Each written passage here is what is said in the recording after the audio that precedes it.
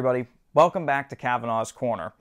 Today on the channel we're going to be reviewing a movie that I picked up last year, and I've been wanting to review this, but for some reason things always just kind of came up, and this movie is actually coming up on its 26th anniversary, which is just nuts to me, because I remember when this movie came out, and this is one of my favorite films, honestly. It's definitely a guilty pleasure type favorite, but I can watch this movie again and again and again and just never tire of it.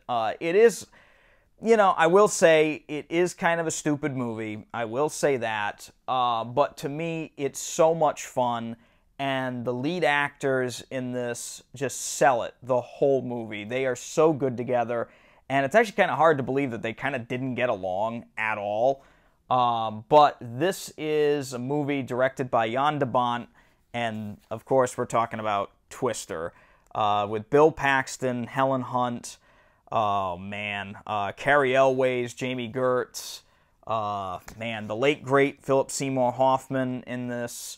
Again, just so sad that we lost Bill a few years ago. Bill Paxton, another one of the great actors of our time. He could play pretty much anything. He could be a bad guy, he could be funny, he could be serious. He kind of, you know, could do it all. And I really like him in this movie. This is probably my favorite performance of his, honestly. I love this movie. This and Frailty are two fantastic films. And I wanted to review this. Now, you may think, what the hell is this movie? If you're watching this, you say, what is this? This is actually an imported Blu-ray from Germany, from a studio called Turbine. And they have actually gotten kind of popular as of late, because they're putting out 4K movies like the Texas Chainsaw Massacre now in 4K.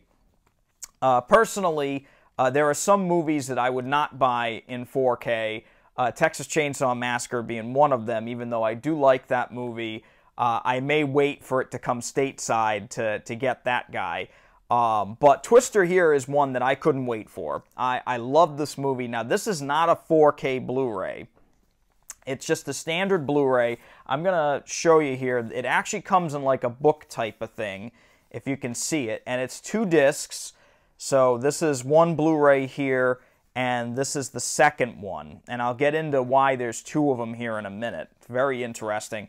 And there is a little booklet here. There is a little booklet here as well, and since it is from Germany, all of this is in German. So I cannot sprechen Sie Deutsch, so I am not reading this, but I used an app on my phone for it to translate it as best as it could, and it's actually a nice little booklet, some really great pictures, and the articles in here are nice too. But the reason why I got this is because this has a new HD remaster of the film, and it has a Dolby Atmos soundtrack. And if you have seen this film before, you will know that friggin' movie can really use a Dolby Atmos soundtrack. There is so much in terms of audio effects in Twister that it almost is insane that this has not come out in Dolby Atmos yet, or even in 4K. I'm really hoping we get a 4K of this movie at some point. Seriously, Warner Brothers, what are you doing? That is literally, you would be printing money making a 4K of this film. Seriously, make the 4K, Warner Brothers. I don't even care if Universal handles it. This is actually one of those weird movies where Universal and Warner Brothers both were the studios behind this. It was a joint effort, with, you know, Steven Spielberg being one of the executive producers of this film. So it's kind of a funny one, but this is, you know, again, this was the reason why I got it. Now, the first disc here has the movie with Dolby Atmos, if I can open it. There we go. So this one has the movie in Dolby Atmos, and the second one here has a different audio called Oro 3D audio. I don't know what Oro 3D audio is. I don't have the setup for that, needless to say. Oro 3D audio, from what I could find out about it, is a very much little underused sound system, and it's a 13.1 soundtrack. Now, if I had $13 million to my name, and I could buy a fairly huge home and build a giant screening room in that home, with a projector and a totally crazy, surround sound, I could use that disc. But I don't. And my living room is my screening room. And I have a 5.2.1 setup. And it works great for Dolby Atmos stuff. So I watch this in Dolby Atmos. Now, very quickly going over the video quality of the disc here. The video quality, I would say, is almost negligible to the previous Blu-rays. Now, I did read, again, it was a new HD remaster. I honestly did not see that much of a step up from the previous Blu-ray. It really looks like the same transfer to me. If there was anything done, it doesn't look as blue as the previous Blu-ray. It's a more slightly natural color palette. It could be a hell of a lot better if it got a brand new 4K remaster. But from what's there, it's pretty much the same HD transfer that I have watched quite a few times before. I just didn't really notice much of a difference. The only real difference I noticed was that it seemed like the color palette was slightly more natural, but even that, it's really not much, to be honest. I did not see much of a difference at all. It just seems like the color palette is slightly improved to make it a little more natural. I think they toned down the blue hue a lot, and I noticed a slight uptick in video quality. Again, watching it in 4K, the image just seemed to be slightly less muddy than it was before, but that's pretty much it. There really was not much else, sadly. Now, for the audio quality. This is the meat and potatoes of this review, ladies and gentlemen. This Dolby Atmos soundtrack on this movie is bananas. It is absolutely insane. Right from the opening titles, it is a rock your socks off audio track. I mean, they did something special with this thing. I don't know who supervised it.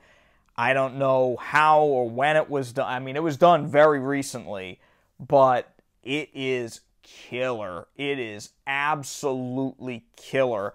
When they are in the storms, when the storms are raging, it is all around you. You can hear stuff above you in the Atmos speakers that I have. You could hear stuff coming over the room. It is almost scary, honestly. You can hear wind whistling in certain scenes all around you. It's an experience, and I have seen this movie many times before in surround sound. The bass on this thing is damn near glass breaking. It's just, I actually at some points had to turn it down a little in fears that the police were going to come. It is that intense. They did an awesome job with it. I cannot state enough how fantastic the Dolby Atmos track is on this thing. If you are a fan of this film and you want to hear this movie in a way that you have never heard it before, pick this thing up. Now, problem is that this was a very limited edition, and I do not think that it is on sale anymore. Like I said, I picked this up last year, later in the year, and I pre-ordered this thing and had it imported and everything. That's how bad I wanted this movie. If you're going to get it now, good luck. That's the only trick with this, is that it's going to be hard to find now because it was a limited edition, and I'm pretty sure it sold out very quickly. There are some special features that they did for this disc here. There is an audio commentary with Jan de Bont and a special effects supervisor, Stefan Fangmeyer. That I think that may have been on previous releases, but don't quote me on that. There is a new interview with Jan de Bont. There are a whole bunch of other special features that have been on previous Blu-rays as well. There's actually a whole thing about tornadoes, like a 45-minute documentary about tornadoes on this. So there's a bunch of different stuff on the Blu-rays here. All the special features are on both Blu-rays, by the way, so kind of neat there. But in all honesty, like I said, if you're a fan of this film, this is worth hunting down for the audio. But, you know, again, I'm really hoping that Warner Brothers or Universal come out with a 4K of this, because that would be phenomenal. I would get it in a heartbeat, and I'm sure a lot of other people would too. But again, really great film. Rest in peace to Bill Paxton and to Philip Seymour Hoffman. Too bad we lost those guys way too soon. But their spirit lives on in Twister, and I will tell you one other little tidbit, little trivia. Since this is the European version of the film, if you watch the American cut, the Warner Brothers logo is at the beginning. Since this is from Europe, the Universal logo is at the beginning. So kind of interesting there. But again, you know, it may be worth hunting down, but it's going to be hard to find. Anyway, if you enjoyed this video, make sure to subscribe down below and hit that thumbs up button so I can keep bringing you reviews like this. Until next time, please stay safe and take it easy.